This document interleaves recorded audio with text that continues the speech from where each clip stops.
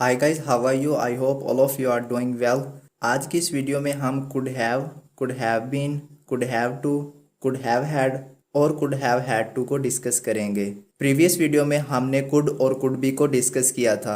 अगर आपने वो वीडियो नहीं देखी तो आप ऊपर आई के बटन पर क्लिक करके वो वीडियो देख सकते हैं। चलिए स्टार्ट करते हैं कुड हैव से और देखते हैं कि हम कुड हैव को किन किन सेंस में यूज़ कर सकते हैं। हम कुड हैव को 3 सेंस में यूज़ कर सकते हैं। नंबर 1, सकता था, पास्ट के लिए। नंबर 2, पास हो सकता है, प्रेजेंट के लिए। नंबर 3, पास हो सकता था, पास्ट के लिए। चलिए इनको एक एक करके डिस्कस करते हैं। पहला सेंस है सकता था। कोई किसी काम को कर सकता था पास्ट में, लेकिन उसने किया नहीं। जो भी काम कर सकता था उसकी थर्ड फॉर्म हम लगाएंगे। पहले इसका स्ट्रक्चर देख लेते हैं। Subject plus could have plus verb की थर्ड फॉर्म प्लस ऑब्जेक्ट। अब इसकी एग्जाम्पल देख लेते हैं। तुम कल मुझे कॉल कर सकते थे। कैसे ट्रांसलेट करेंगे इसको? You could have called me yesterday. ये सकता था के लिए हम कुड को भी इस्तेमाल करते हैं। डिफरेंस ये है कि हम कुड में वर्ब की फर्स्ट फॉर्म यूज़ करते हैं और इसमें वर्ब की थर्ड फॉर्म। एक और एग्जाम्पल देखते हैं। मैं उनके साथ जा सकता था लेकिन उन्होंने मुझे मौका ही नहीं दिया। तो कैसे बनेगा sentence? I could have gone with them but they didn't give me a chance. I hope यहाँ तक क्लियर है। अब देखते हैं कुड हैव का दूसरा सेंस, जो कि है पास हो सकता है। किसी के पास कुछ हो सकता है। यहाँ पर कोई वर्ब इस्तेमाल नहीं होगा। स्ट्रक्चर देखते हैं। Subject plus could have plus noun या एडजेक्टिव। अब इसकी एग्जाम्पल देख लेते हैं। अगले कुछ सालों में उसके पास एक अच्छा घर हो सकता है अगर उसे एक अच्छी नौकरी मिल जाए तो। He could have a good house in the next few years if he gets a good job। एक और एग्जाम्पल देखते हैं। He could have a car if he works hard।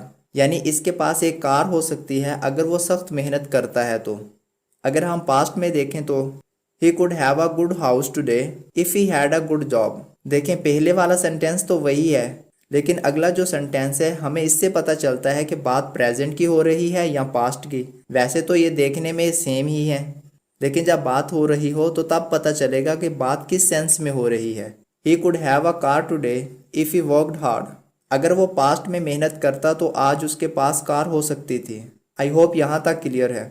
अब हम देखते हैं कुड हैव हैड को। इसका सिर्फ एक ही मतलब बनता है, वो है पास हो सकता था। किसी के पास कुछ हो सकता था।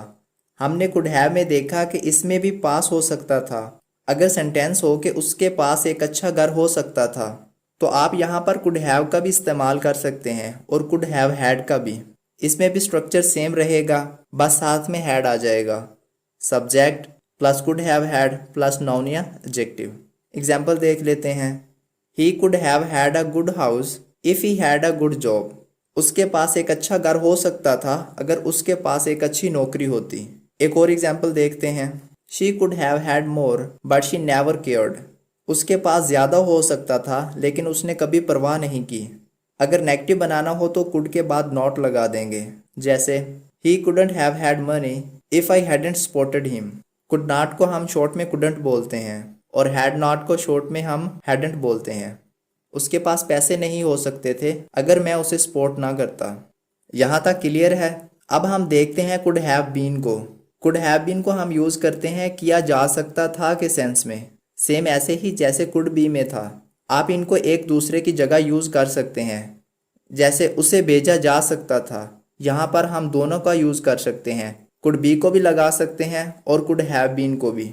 ऐसे सेंटेंसेस पैसिव वॉइस में होते हैं और आपको पता है पैसिव वॉइस में ऑब्जेक्ट पहले आता है। स्ट्रक्चर देख लेते हैं। Object plus could have been plus verb की थर्ड फॉर्म, और अगर आप सब्जेक्ट दिखाना चाहते हैं तो बाय लगाकर वो भी दिखा सकते हैं। एग्जाम्पल देख लेते हैं।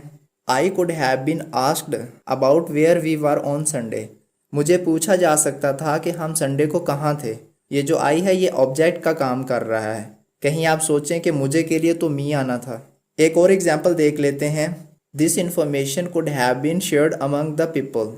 ये इन्फॉर्मेशन लोगों के दरमियान शेयर की जा सकती थी। यहाँ तक क्लियर है। अब हम देखते हैं कुड हैव टू को। कुड हैव टू का उर्दू में मतलब बनता है पढ़ सकता है या पढ़ सकता था। यानी कि इसे हम प्रेजेंट के लिए भी यूज़ करते हैं और पास्ट के लिए भी। पहले हम प्रेजेंट को देख लेते हैं, लेकिन इससे पहले स्ट्रक्चर देख लेते हैं। इसका स्ट्रक्चर है subject plus could have two plus verb की फर्स्ट फॉर्म और ऑब्जेक्ट। अब एग्जाम्पल देख लेते हैं।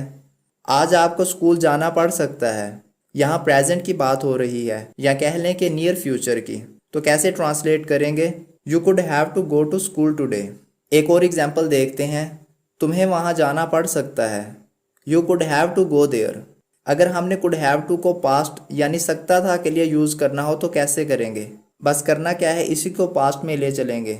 जैसे तुम्हें हॉस्पिटल जाना पड़ सकता था। You could have to go to the hospital. एक और एग्जाम्पल देखते हैं। तुम्हें जेल जाना पड़ सकता था। You could have to go to jail. यहाँ तक क्लियर है? अब हम देखते हैं कुड हैव हैड टू को। इसको भी हम पास्ट के लिए ही यूज़ करते हैं। स्ट्रक्चर देख लेते हैं। Subject plus could have had two plus verb की फर्स्ट फॉर्म और ऑब्जेक्ट। अब इसकी एग्जाम्पल भी देख लेते हैं। तुम्हें खाना पकाना पड़ सकता था। You could have had to cook food. एक और देख लेते हैं। तुम्हें आना पड़ सकता था। You could have had to come. मैंने सारे ही यूज़ पढ़ा दिए हैं। आपके लिए एक छोटी सी एक्सरसाइज है। आपने हर टॉपिक की 2 एग्जाम्पल्स लिखनी है कमेंट सेक्शन में। अगर ये वीडियो आपके लिए हेल्पफुल साबित हुई है तो वीडियो को लाइक और शेयर ज़रूर कर दें। और इसी तरह की नॉलेजेबल वीडियोस के लिए हमारे चैनल को सब्सक्राइब कर दें और साथ में बेल आइकन को भी प्रेस कर दें ताकि हमारी हर नई आने वाली वीडियो आप तक आसानी के साथ पहुंच सके। मिलते हैं नेक्स्ट वीडियो में, तब तक अपना ख्याल रखिएगा। अल्लाह हाफिज़।